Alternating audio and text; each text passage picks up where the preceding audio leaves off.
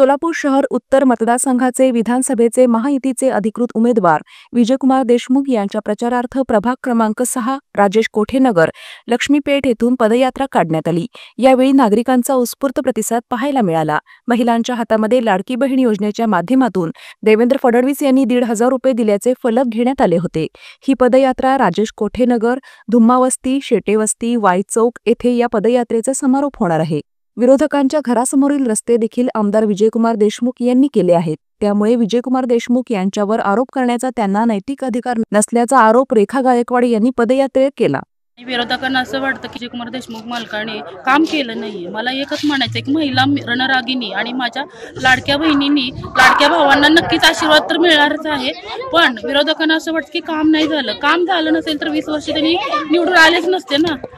एकच प्रश्न आहे मला विरोधकांना, विरोधकाच्या दारातला रस्ता स्वतः तयार करू शकत नाहीये, तो आमचे विजयकुमार देशमुख मालक तयार करून देतात।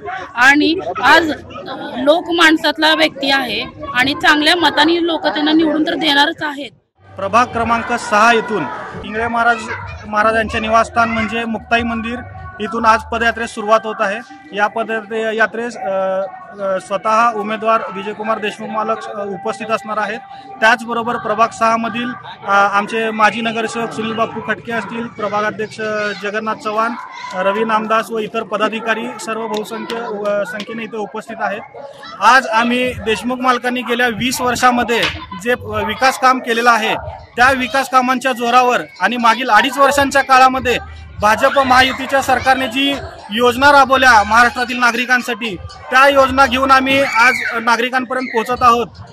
विरोधकांना फक्त चुकीच्या नरेटिव्ह सेट करण्याशिवाय दुसरं काही काम राहिलेलं नाहीये। त्यांच्याकडे कोणतं विकास कामाचं उद्दिष्ट नाहीये।